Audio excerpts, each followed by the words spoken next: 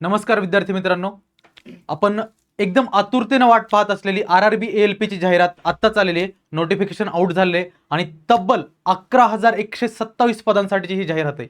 आता आपण या व्हिडिओमध्ये त्यासाठी लागणारी क्वालिफिकेशन, एज किती आहे, त्याची फीस किती आहे आणि कुठल्या रिजनमध्ये किंवा कुठल्या झोनमध्ये किती वेकन्सी आहेत ते सर्व पाहणार आहे. त्या अगोदर आपण एकदा संकल्प एज्युकेशन आणि केंद्रीय इन्स्टिट्यूटच्या ज्या बॅच स्टार्ट झालेत RRB ALP साठी 5 मे पासून स्टार्ट झालेत आणि आपलं आता 20 मे पर्यंत आपण जी CBT1 आहे, CBT1च्या बॅचवरती 5,000ची जी बॅच आहे ती आपण फक्त 3,999 मध्ये प्रोव्हाइड करतोय. ती पण GST सहित किंमत आहे त्या बॅचची 3,999.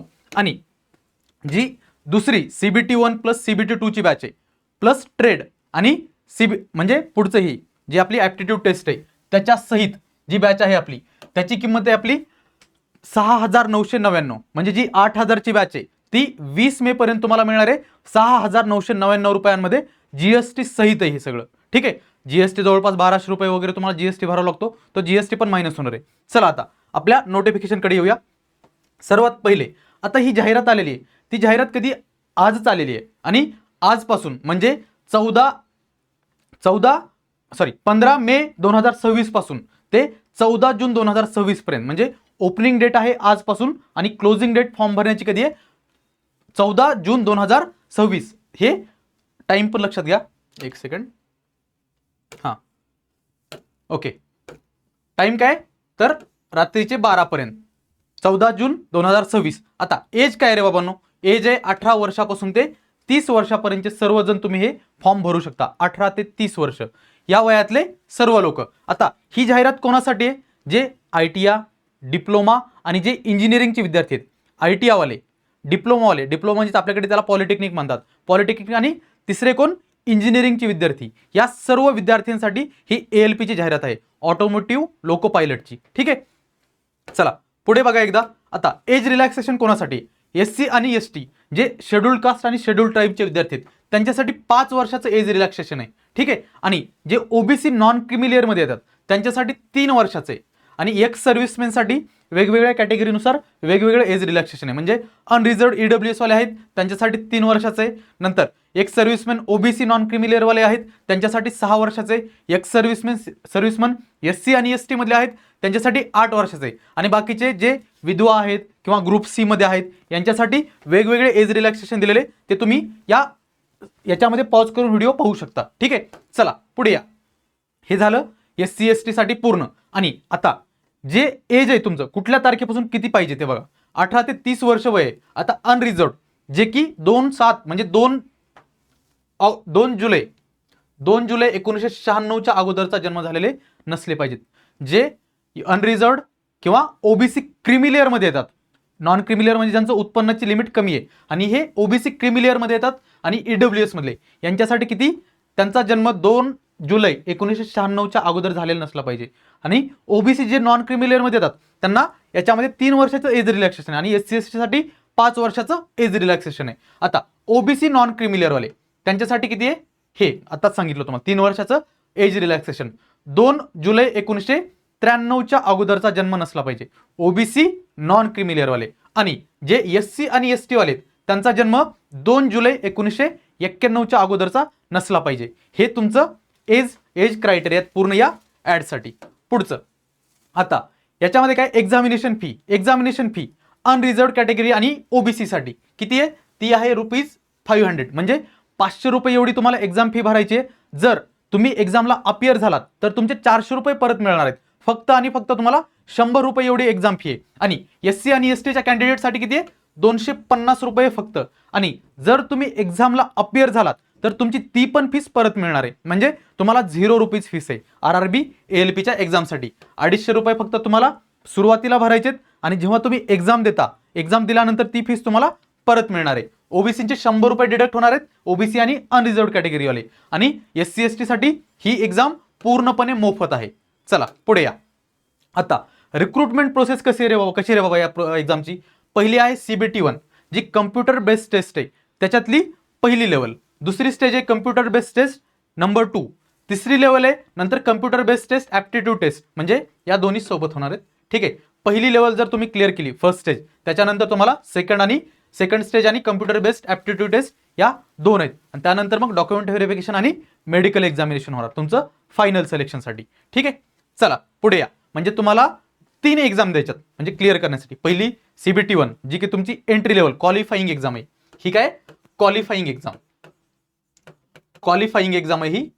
ठीक आहे, आणि जे पुढचे आहेत हे तुमचं मेरिट वगैरे डिसाईड करणार आहे. ठीक आहे, तुम्ही रिक्रुटमेंट होणार की नाही हे तुमचं CBT 2 आणि CBAT म्हणजे कम्प्युटर बेस्ड ॲप्टिट्यूड टेस्ट हे ठरवणार आहे. ठीक आहे, चला पुढे. आता CBT 1 मध्ये काय रे एक्झाम पॅटर्न काय, तर त्याच्यामध्ये 3 विषय आहेत तुम्हाला. कुठले कुठले? एक आहे मॅथमॅटिक्स म्हणजे आपलं अंकगणित, दुसरा आहे मेंटल ॲबिलिटी म्हणजे रिझनिंग बुद्धिमत्ता, आणि तिसरा विषय आहे तो जनरल सायन्स आहे आपलं विज्ञान. हे 3 विषय आहेत आणि टोटल किती 75 क्वेश्चन आहेत आणि 75 मार्कची एक्झाम आहे. 75 प्रश्न आणि 75 मार्क. प्रत्येक क्वेश्चन 1 मार्कसाठी आहे. आणि जर तुमचा क्वेश्चन चुकला तर 1/3 निगेटिव्ह म्हणजे तुमचे आलेल्या याच्यातून 1/3 मार्क वजा होणार. तुमचा जेवढे क्वेश्चन चुकणार त्याच्यातून हे 1/3 निगेटिव्ह मार्किंग आहे RRB ALP साठी. ही झाली तुमची पहिली CBT 1. आता CBT 2 मध्ये पार्ट A आणि पार्ट B. पार्ट A आहे 90 मिनिटाचा, त्याचे 100 क्वेश्चन आहेत. आता तिकडे 75 क्वेश्चन होते 60 मिनिटासाठी, इकडे किती 90 मिनिट आहेत म्हणजे 1.5 तासामध्ये तुम्हाला 100 क्वेश्चन सॉल्व्ह करायचे आहेत पार्ट A मधले. आणि पार्ट B मध्ये किती 60 मिनिटामध्ये 75 क्वेश्चन सॉल्व्ह करायचे आहेत. 90 मिनिटात 100 आणि 60 मिनिटामध्ये 75 क्वेश्चन CBT 2 साठी पार्ट A आणि पार्ट B मध्ये. चला याच्यामध्ये पण विषय बघा बरं कुठले. आता सिलेबस फॉर पार्ट A याच्यामध्ये अंकगणित मॅथमॅटिक्स, दुसरा विषय जनरल इंटेलिजन्स अँड रिझनिंग म्हणजे बुद्धिमत्ता, तिसरा विषय बेसिक सायन्स अँड इंजिनिअरिंग, याच्यामध्ये इंजिनिअरिंग ऍड झालेले. ठीक आहे, बेसिक सायन्स अँड इंजिनिअरिंग. तुम्ही सिलेबसच्या डिटेलसाठी हे एकदा वाचू शकता. ठीक आहे, आता तुम्हाला याच्यामध्ये पण ठीक आहे काही स्पेसिफिक स्कोर करायचा आहे. आता पार्ट A मध्ये minimum pass percentage for eligibility, minimum pass percentage आहे. पार्ट A मध्ये वेगळे आणि पार्ट B मध्ये वेगळे. पार्ट A मध्ये काय रे बाबा, अनरिझर्व्ड आणि इकॉनॉमिकली विकर सेक्शनसाठी तुम्हाला 40% मार्क पडले पाहिजेत. ठीक आहे, 40% म्हणजे 100 क्वेश्चन आहेत त्याच्यापैकी 40 मार्क तुम्हाला पडले पाहिजेत. पुढचं OBC नॉन क्रिमिलियरसाठी 30% मार्क पडले पाहिजेत मिनिमम. SC आणि ST साठी 25% मार्क पडले पाहिजेत. कशामध्ये? पार्ट A मध्ये. आता पार्ट B बघा, पार्ट A झाला, पार्ट B चं पुढे आहे मग only the marks scored in part A shall be counted for shortlisting candidate for the further stage of this recruitment. म्हणजे पार्ट A मध्ये तुम्ही जेवढे मार्क मिळवणार आहेत तेवढेच तुमच्या मेरिटसाठी म्हणजे तुमचं क्वालिफिकेशन होणार का नाही ते ठरवणार आहेत. Candidates irrespective of community is able to secure qualifying marks of 35% in part B. आता पार्ट A मध्ये वेगवेगळा क्रायटेरिया आहे प्रत्येक कास्टसाठी, पण पार्ट B मध्ये काय तर 35% मार्क पडले पाहिजेत.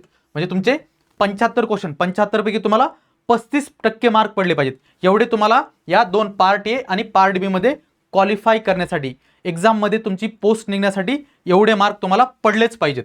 ठीक आहे, पुढचं बघा. आता हे ट्रेड पार्ट B चं तुम्हाला सिलेबस वगैरे पूर्ण दिलेलं आहे आणि याच्यातले ट्रेड दिलेले आहेत. क्वालिफिकेशन ऑफ कॅन्डिडेट आणि trade subject with part B. आता क्वालिफिकेशन वाईज ग्रुपिंग ट्रेड बघा. आता electrical engineering and combination of various streams of electrical engineering, हे झालं क्वालिफिकेशन ऑफ कॅन्डिडेट. म्हणजे तुमची इंजिनिअरिंगमध्ये डिग्री असली ती पण कुठली इलेक्ट्रिकल इंजिनिअरिंग, आणि combination of various streams of electrical engineering म्हणजे डिप्लोमा किंवा ITI जर त्यामधला असेल तर इलेक्ट्रिशियन. पुढचं ट्रेड कुठला आहे किंवा subject of choice for part B. Part B मध्ये तुमचा सब्जेक्ट ऑफ चॉईस कुठला असला पाहिजे? Electrician, instrument mechanic, wireman, armature and coil winder, refrigeration and air conditioner mechanic, हे सर्व तुम्हाला क्रायटेरिया दिलेत क्वालिफिकेशन ऑफ कॅन्डिडेट. आणि याच्यामध्ये हे ट्रेड किंवा सब्जेक्ट कुठला असला पाहिजे हे एकदा वाचून घ्या तुम्ही. इकडे परत इलेक्ट्रिकल इंजिनिअरिंग झालं, इलेक्ट्रॉनिक्स इंजिनिअरिंग, नंतर मेकॅनिकल इंजिनिअरिंग आणि ऑटोमोबाईल इंजिनिअरिंग, हे वेगवेगळे तुमचे ब्रांचेस आहेत. ठीक आहे, तुमच्या म्हणजे ट्रेड असेल वेगळा किंवा ब्रांच इंजिनिअरिंगमध्ये वेगवेगळ्या ब्रांचेस असतात. इलेक्ट्रिकल इंजिनिअरिंग आहे, इलेक्ट्रॉनिक्स इंजिनिअरिंग वेगळी आहे, मेकॅनिकल इंजिनिअरिंग आणि ऑटोमोबाईल इंजिनिअरिंग, या 4 ब्रांचेससाठी इकडे सब्जेक्ट दिलेले आहेत. याच्यापैकी तुम्हाला हे पार्ट B साठी तुम्ही सब्जेक्ट सिलेक्ट करणार आहे. ठीक आहे, qualifying test for CBT 2 part B. हे नॉन टेक्निकल पार्ट नाही, हा टेक्निकल पार्ट आहे. ठीक आहे, टेक्निकल पार्ट आहे. टेक्निकल म्हणजे जी तुमची डिग्री आहे त्याच्याशी संलग्न, आणि नॉन टेक्निकल म्हणजे ज्याच्यामध्ये तुमचं मॅथमॅटिक्स म्हणजे जे अंकगणित येतं, नंतर रिझनिंग बुद्धिमत्ता, आणि तिसरं काय सायन्स म्हणजे विज्ञान, हे 3 विषय येतात आणि त्याच्यामध्येच परत तुमचं इंजिनिअरिंग पण ऍड केलेले. हे सर्व क्रायटेरिया तुम्ही फुलफिल केले पाहिजेत. ठीक आहे, म्हणजे एक्झाममध्ये पण ही क्वालिफाईंग क्रायटेरिया पूर्ण केलं पाहिजे, म्हणजे एवढे एक्झाम मिनिमम मार्क तेवढे पाडलेच पाहिजेत. आता हे तुम्हाला तुमच्या झोन वाईज तुमचे जागा दिलेल्या आहेत. आता अहमदाबादमध्ये किती आहेत? 147 वेकन्सी आहेत. अजमेरमध्ये किती आहेत? 600 वेकन्सी आहेत टोटल. ठीक आहे, अनरिझर्व्ड सगळ्या मिळून सांगतोय मी.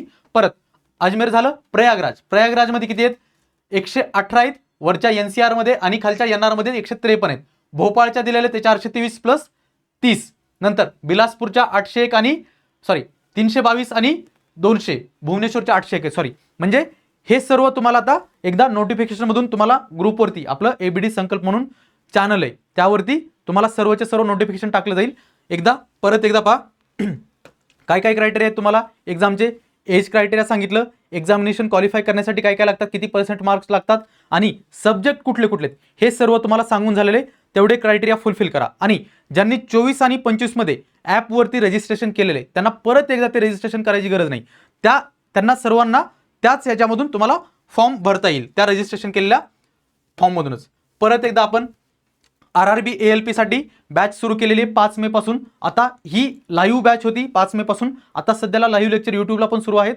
आपण पाहू शकता 5,000ची फीस आहे ती आपण 4,000 केलेली, ती पण GST सहित. आपण संकल्पची टीम घेते नॉन टेक्निकल पार्ट, आणि जे केंद्रे सरांची सहदेव केंद्रे सरांची अकॅडमी आहे त्यांची टीम घेते टेक्निकल पार्ट. म्हणजे महाराष्ट्रामध्ये ALP रिझल्ट देणारी ही एकमेव अशी टीम आहे की जे परिपूर्ण आहे पूर्णपणे. ठीक आहे, तर तुम्ही जर इंटरेस्टेड असाल तर 4,000 फीस भरून ही CBT 1 साठी 4,000 फीस ही CBT 1 साठी GST सहित. आणि जर तुम्हाला CBT 1 प्लस CBT 2 करायचं असेल तर त्याची फीस आहे 6,999 ही आहे GST सहित. ठीक आहे, जर तुम्ही इंटरेस्टेड असाल तर करू शकता. चला, धन्यवाद, आणि लवकरात लवकर फॉर्म भरून घ्या ॲड संपायच्या अगोदर. Thank you very much.